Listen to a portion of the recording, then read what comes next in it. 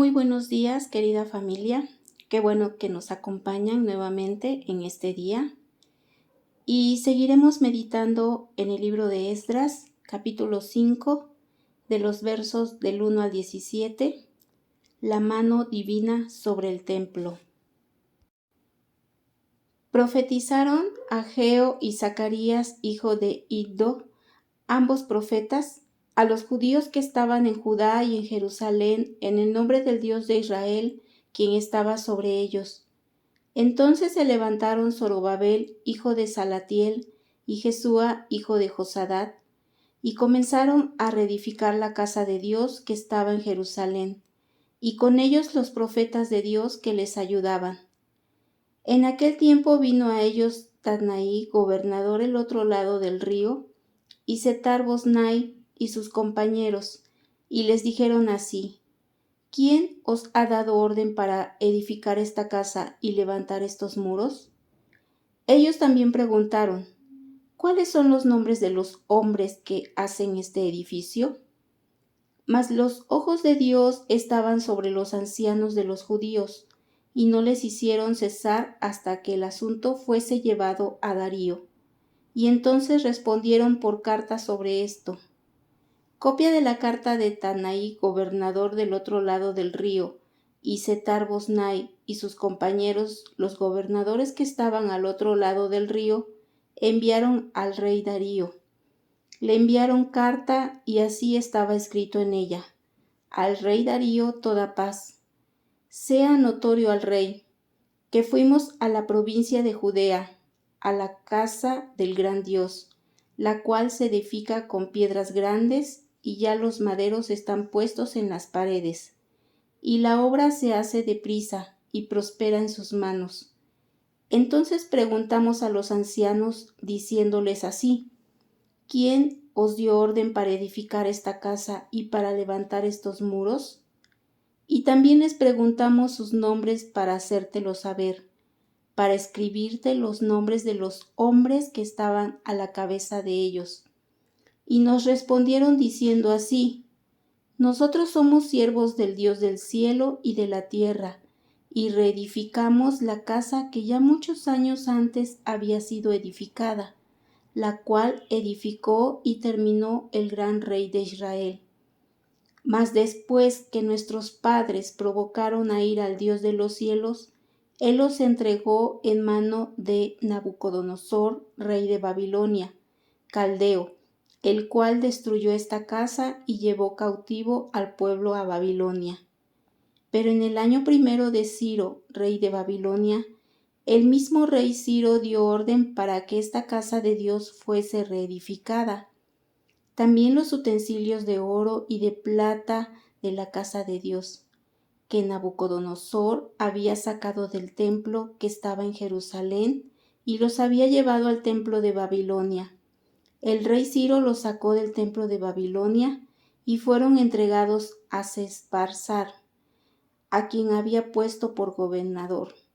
Y le dijo: toma estos utensilios, ve y llévalos al templo que está en Jerusalén, y sea reedificada la casa de Dios en su lugar.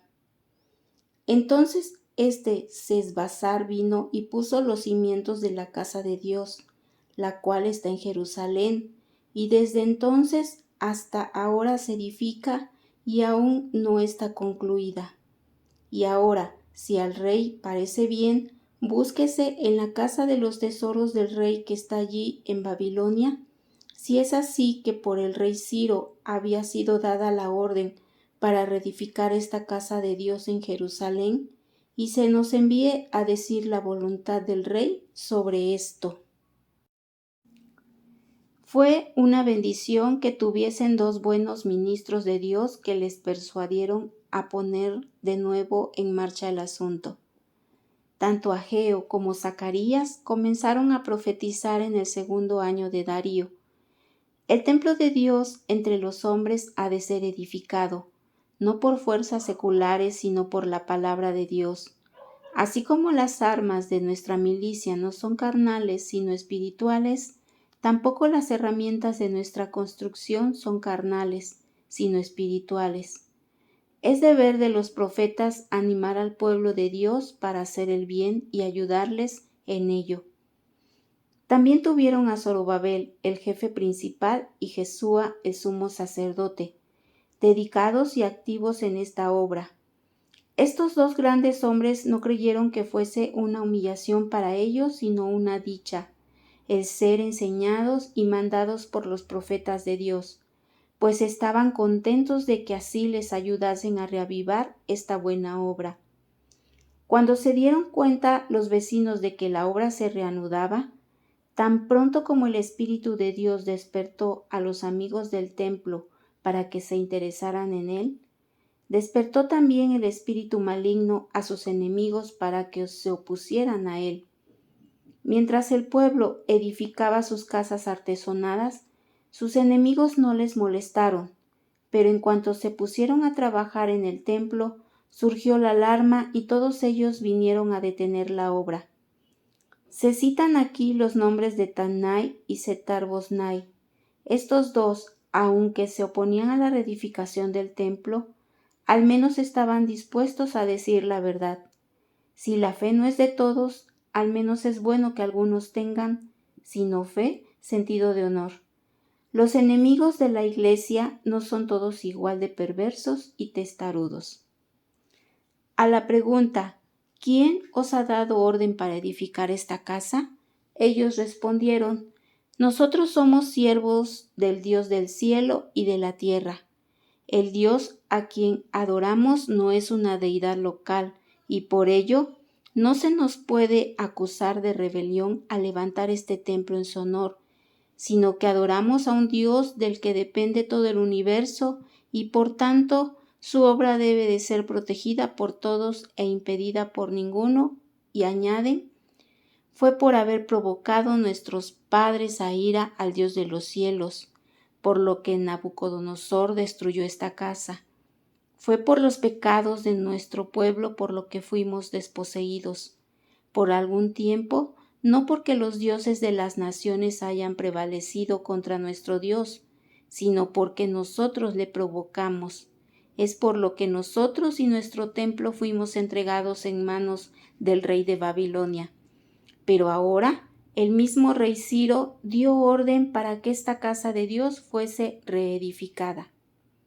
Como puede verse, los ancianos de los judíos respondieron con toda mansedumbre, sin preguntar a sus enemigos con qué autoridad venían ellos a examinarles y sin reprochar nada.